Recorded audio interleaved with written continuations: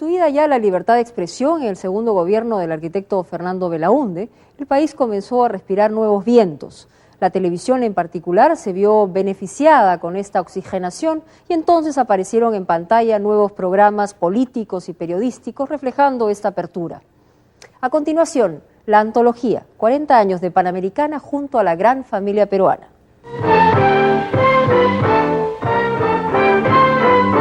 En 1980 trajo consigo la creación de Panorama, la revista periodística de los domingos, caracterizándose desde el principio por su tratamiento sereno y objetivo de los reportajes, sin que ello impidiera realizar esclarecedores destapes sobre casos de corrupción, abuso de poder y, en particular, a la hora de tocar el complejo tema del terrorismo.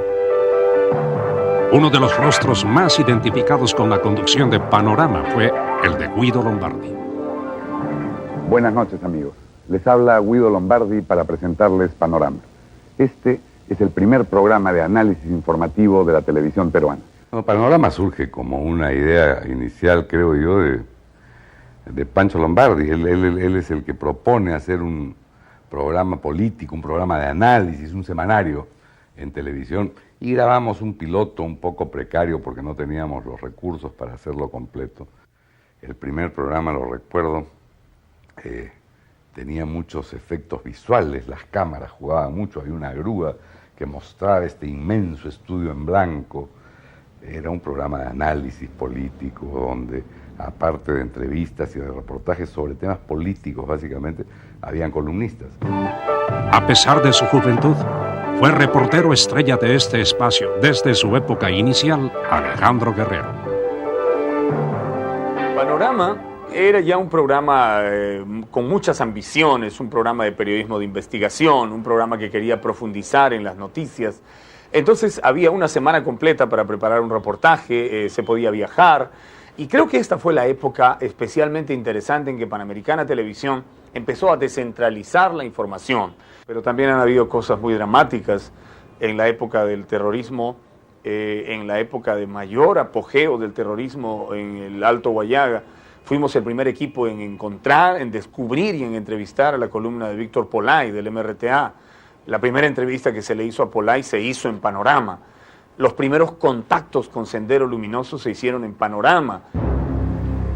Mientras preparábamos nuestro equipo de filmación momentos antes de la entrevista, el comandante Rolando nos indicó que todos los documentos serían devueltos momentos antes de salir del pueblo, y así ocurrió efectivamente. Y en un bloque aparte, Luis Rey de Casta analizaba la situación política con su picante Ventana de Papel. Buenas noches, amigos.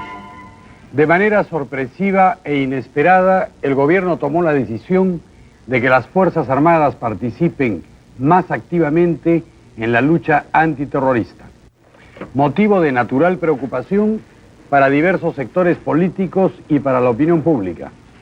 Medida que se ha reclamado insistentemente desde algunas tiendas y se ha temido desde otras. ¿Qué pueden o qué van a hacer las Fuerzas Armadas por controlar el terrorismo?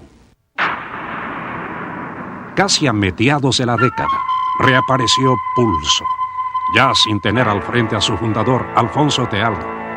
Pero en su ausencia, se juntó a un grupo de cuajados periodistas, alternándolos con impetuosos jóvenes que empezaban a destacar como Federico Salazar y Jaime Bailey. Lo dirigía el recordado Carlos Paz Caferata. El debate alturado nunca dejó de lado la pregunta directa y hasta inquisidora. Poco tiempo después, Jaime Bailey estrenaba su primer programa propio, Conexiones. Bailey dejó entrever desde entonces al entrevistador de reconocimiento internacional en el que se convertiría.